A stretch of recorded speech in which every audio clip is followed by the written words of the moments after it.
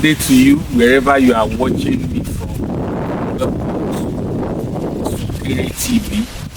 On this particular episode on the educational TV, I would be speaking to the theme that we started with, which is the intersection between the Yoruba oral poetry and science, technology, and I still have my guests in the person of Dr. Ifeoluwa Akinshola. Dr. Ife, thank you very much for being with us once again. Thank you so much for having me once again on the program. I must say that the feedback we received from the viewer for the Ekun Yawo rendition was positive and highly encouraging. Thank you very much. You're welcome. Dear viewers, in today's episode, I will be speaking on what we call the big ideas of science. There are so many concepts in science, there are so many ideas, there are so many principles, but for the purpose of high-stake examination and science literacy, the Western science has actually categorized almost all these principles into what we call the big ideas of science. And these big ideas varies from scholars to scholar, but the school of thought we will be abiding with is actually having about 8 to 9 big ideas of science. In today's episode, I will take an idea which we call the big idea of science. I will present the idea to Dr. Ifeoluwa Akinshola, and he would look for a particular Yoruba oral form. It may be a proverb, it may be as introduced oral form in the last episode, it may be that actually speaks directly or tangentially to the big idea of science that I would be presenting. So starting with the first big idea of science, the big idea number one is that the material universe is made of very small particles. So this particular big idea is speaking to matter, creation of matter, behavior of matter, how matter changes from one form to the other. So I don't know whether there is a Yoruba oral form that actually interrogates this particular big idea. If I heard you, if I understood what you explained about this big idea, is such that matter changes. And I believe the Yoruba people normally say in one of the incantation poetry that ayé ń fẹ́ ká lórúkọ náà àtòwé ata, ìwà ata òṣùwọ̀n, gbogbo ayé ló ń bá ta ṣọ̀rẹ́, bá a gún ata lódó, bá a lọ ata lọ́lọ, ìwà ata ò padà. What you have in mind about the changes? Most especially the ending part of that incantatory poetry that says that Bagun Atalodo, we are lololo, Iwata Oyipada. This particular poetry is actually speaking to the matter which makes that what we call ata is pepper to be pepper, the material inside it. So when the pepper changes from one form to the another, for instance, from solid to liquid, or we make it a powder, okay, that incantatory poetry is saying that the essence of ata, what makes it peppery, the hotness, the spiciness, does not actually change. Oh, that's interesting. So it actually aligns with the first big idea of science. That means matter can neither be created nor destroyed. All materials in the universe is actually made up of one small particle or the other.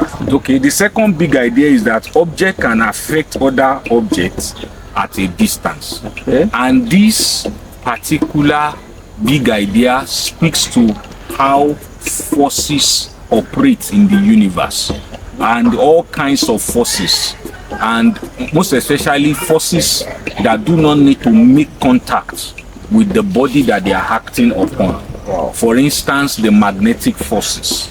The electric force also does not need to make direct contact in some other instances. So this big idea speaks to that particular Okay. That is appearing to me like when the Yoruba people say in one of their hadiths that ìrèmí tó ń jó lórí omi onílù rẹ̀ ń bẹ nísàlẹ̀ odò.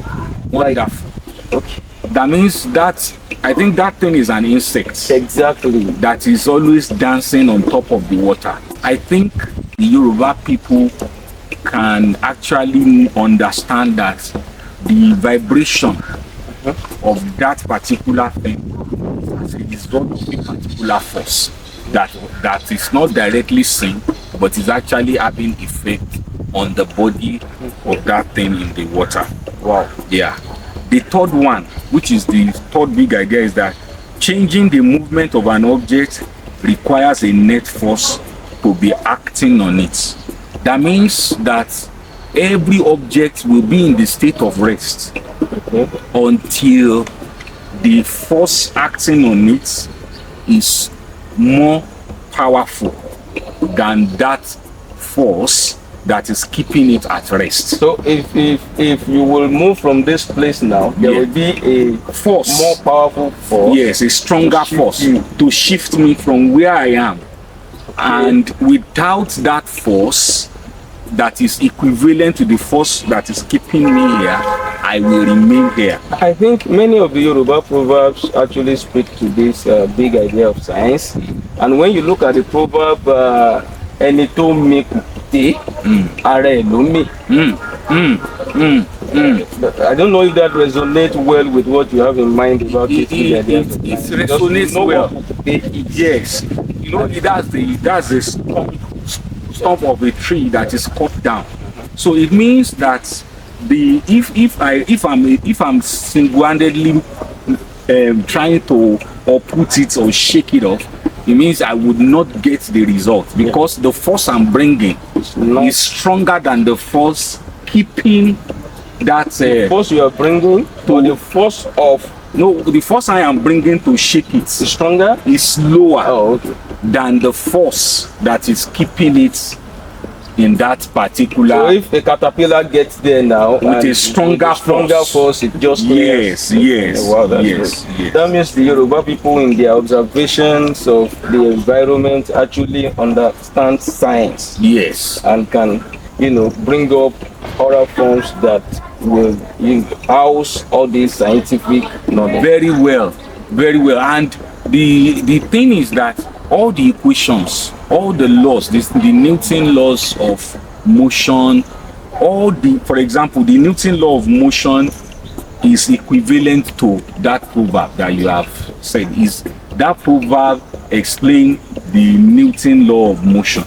So what I mean is that although they have representations in form of equations and all those models, but the equivalents are actually in the big ideas are actually. So let's quickly touch on the idea number 4,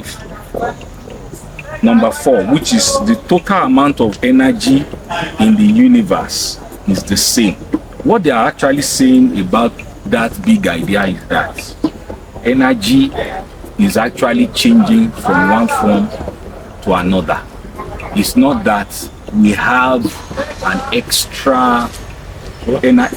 Whenever energy is somewhere, it's changing from one form to another. I don't know if you are aware of any oral form that speaks to that. I know there will be proverbs, there may be incantations that also, explain this scientific part. But if we'll say àṣẹ iná fi jó, àṣẹ òrùn lòrùn fi ràn, like it has the power is there. I don't know if that is. I want to believe that that is not the exact. In my own assessment, I want to believe that maybe we still need more time to interrogate. Well, I will just ask our audience at home to put their own suggestion in the comment section. Yes, And, of the big ideas that whatever proverb they think of, or Yoruba or oral form that they think speaks to these big ideas of science can be put in the comment section. the second to the last big idea of science that we will be speaking to in this episode is that organisms require supply of energy and material for which they are often dependent on or in competition with other organisms. This particular big idea speaks to nutrition in plants and animals, how they survive, how they feed, how they I think I have a hint. All And, the Yoruba people normally say that ọ̀ka kì í jẹ ọkà, ohun tí ń jẹ ọkà lọ́kà ń jẹ. Ọkà is Gabon viper, and ọkà is guinea corn.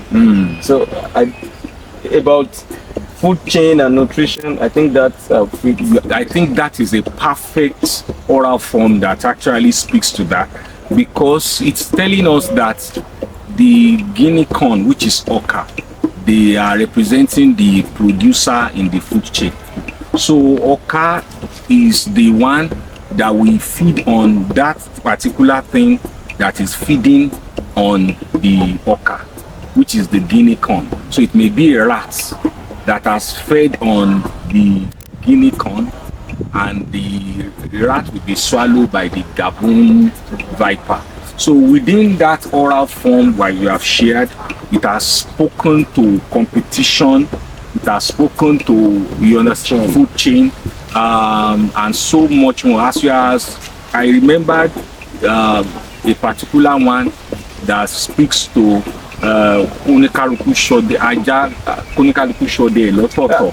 kàkà kí kìnìún ṣàkápò ẹkùn, oníkálukú ṣọdẹ lọ́tọ̀ọ̀tọ̀. So what they are saying is that Does that really mean it speaks to hunting.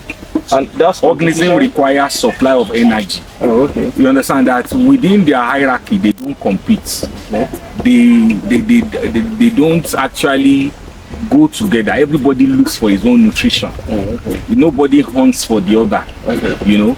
So let's speak to the final one for today, which has to do with genetic information. The big idea says genetic information is passed down from one generation of organism to another. Yeah, there are many proverbs on that in Yoruba. Or the oral forms like Ekun Yawo, which one? Well, if you want to chant those proverbs, those lines using any of the melody reading we put, but just want us to mention the proverbs and you know. The Yoruba people normally says, ọmọ àjànàkú kì í yára, ọmọ tẹkùn bá bí ẹkùn ní ó jọ. Wọ́n ní ewúrẹ́ ò ní bímọ rẹ̀ lẹ́kọ́ lọ rèé yàgùtà, ẹni bí ni lẹ́ni jọ. Very powerful. So and then they will also say that jábítí ẹ̀ lírí kì í ṣe ta ìjẹun. Gànàkú erin náà kì í ṣe fún náà rí oúnjẹ jẹ tó ju tẹgbẹ́ lọ bó ń kálukú ti ríran wọn náà. That second one speaks to two things which I would love to identify. It speaks to nutrition. It also speaks to genetics. What he's saying is that the animals that are big in size is not because of nutrition, it's because of genetics. Those ones that are small in size, it is not because of genetics, it's not because of nutrition that's deficiency, but because of genetics. But within that oral form, there is evidence that both nutrition and genetics accounts for growth and development. Thank you very much, Dr. Ife. We have had a great session. Thank you very much. We'd like to have more of you on this program. Thank you, sir.